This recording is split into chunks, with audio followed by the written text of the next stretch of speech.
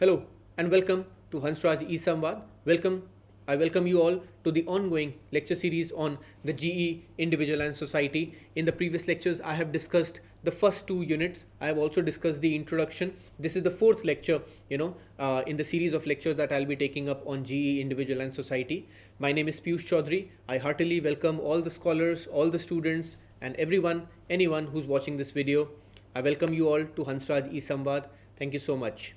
So today our topic for discussion will be Conscientious Objector, by Edna St. Vincent Millay, a very popular poem, a very, visionary poem, of course, because, Millay has a vision. She has a vision to object against any sort of war, to object against violence. What do we mean by a conscientious objector? It's basically someone who objects against war, someone who doesn't want to fight, who gives up war for ethical reasons. So Edna St. Vincent Millay says that she is willing to be the objector, and she objects to violence, and she objects to death, and she objects to violence and war, right? So it's a very, it's a fantastic poem. So basically here, Edna is pacifist in nature. She's acting as a pacifist in nature.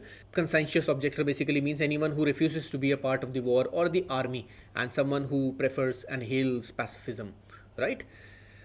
Look at the introduction. Conscientious Objector was written in 1917 during World War I. It is a poem that describes the poet's unwillingness to abet death while acknowledging its inevitability.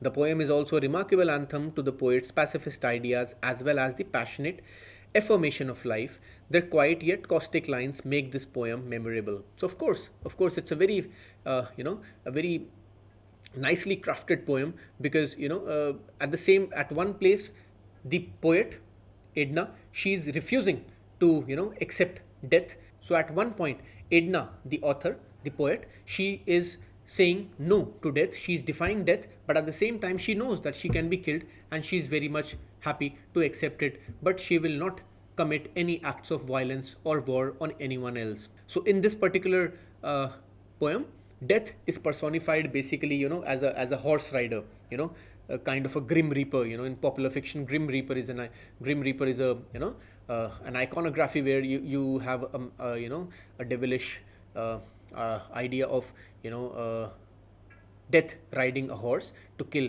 people. So death is personified as a person, as a horse rider, and then as a hunter, right? So basically the poem is a condemnation of war.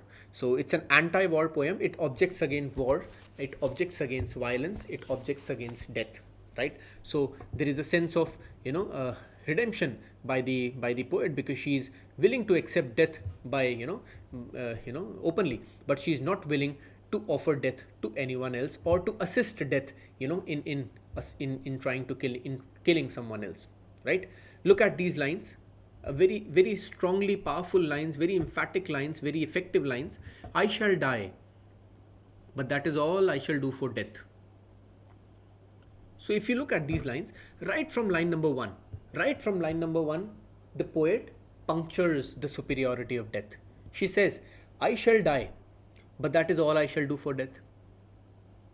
So dying is the only maximum thing that she can do for death, but she will not assist death in trying to kill anyone else, right? So right from line number one, the entire power of death, the entire superiority of death, the so-called superiority of death, it is punctured, right? So the poet punctures the superiority of death.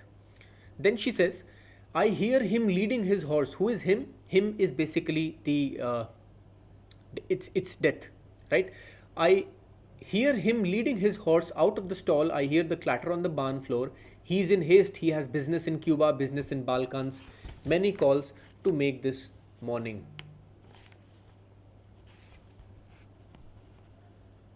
So Edna is saying that he is coming, that is, death is coming, and death has so many works to do. He has to kill so many people in several of the wars, and she can hear him coming, but I will not, and look at these lines, but I will not hold the bridle while he cinches the girth.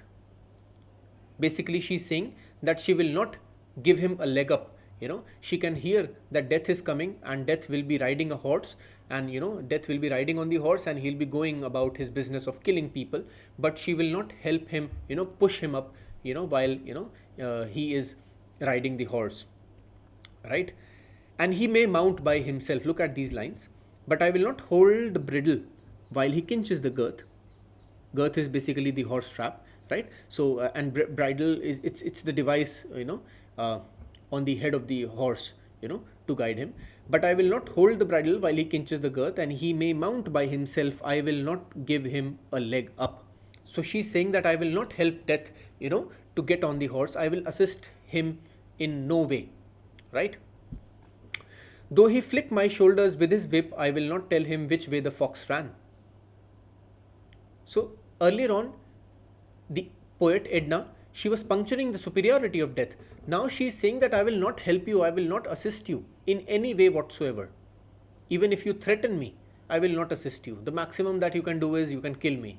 So it's better to be killed, but I will not help you in, I will not assist you in giving the names of my fellow friends or even my enemies. I will not help you at all. Right? So defiance of Death. With his hoof on my breast, I will not tell him where the black boy hides in the swamp. So where the fox ran or where the black boy is hiding, Edna will not tell it to anyone. And by the way, Edna was, she was an American poet, and that is why references to the black boy, references to racism, right? So the poem achieves an anti-racist angle as well. Okay, I shall die, but that is all I shall do for Death.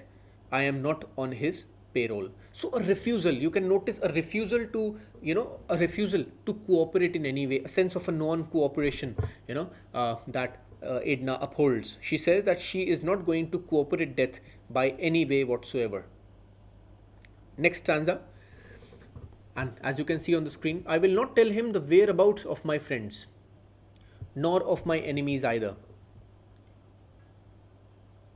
So Edna says that she is not going to tell where the friends are, nor even the enemies.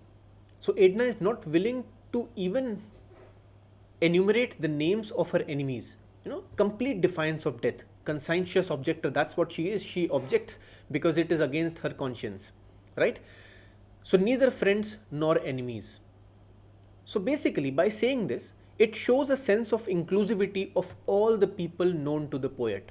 So the poet says that she is not going to assist Death, firstly, by not telling the names of her friends, and secondly, by not even telling the names of her enemies.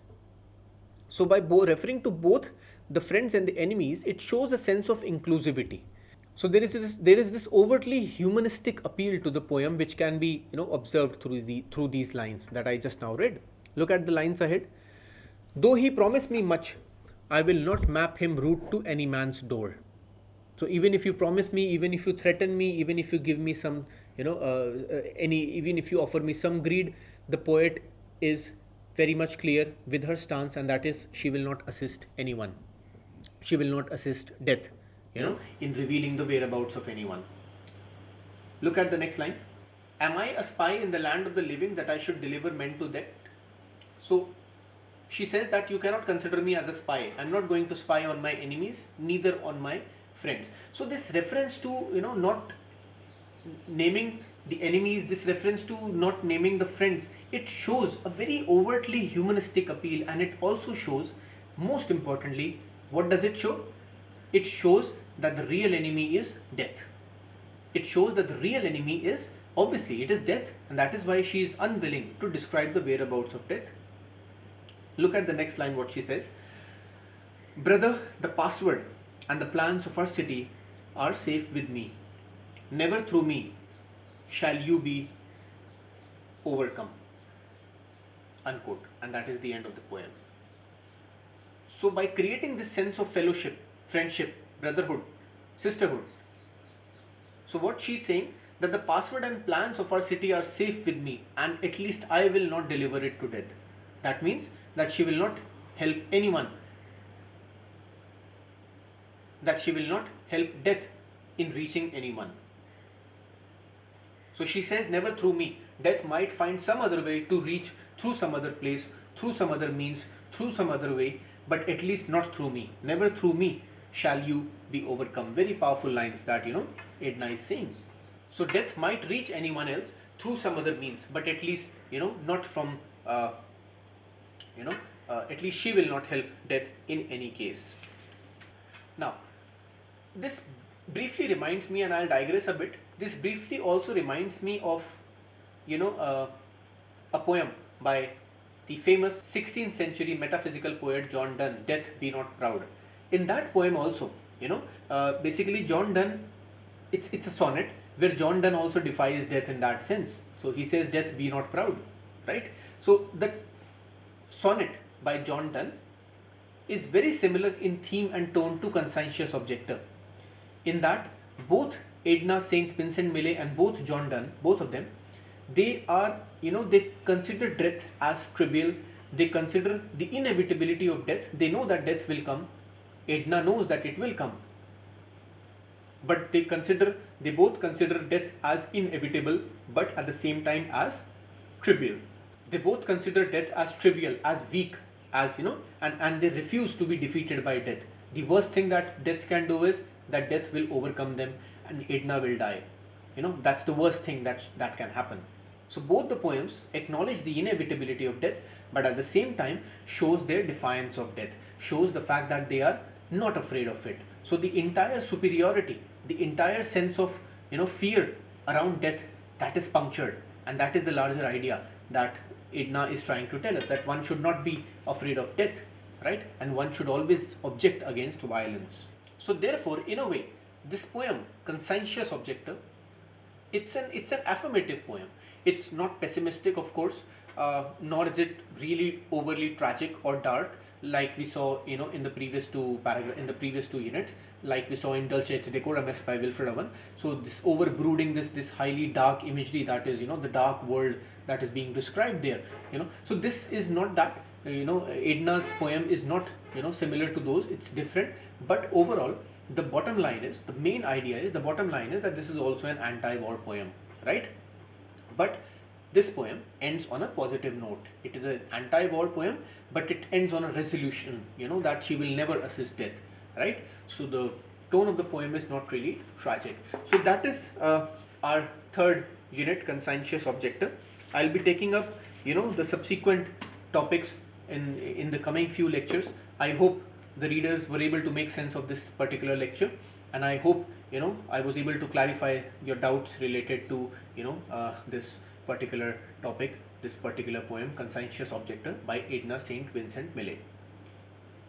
So that is all for today. Thank you so much for joining in at Hansraj Samvad. I'll see you very soon in the subsequent lectures while I cover the remaining topics in the subsequent lectures. I'll see you very soon. Thank you so much. Goodbye for now. Jai Hind.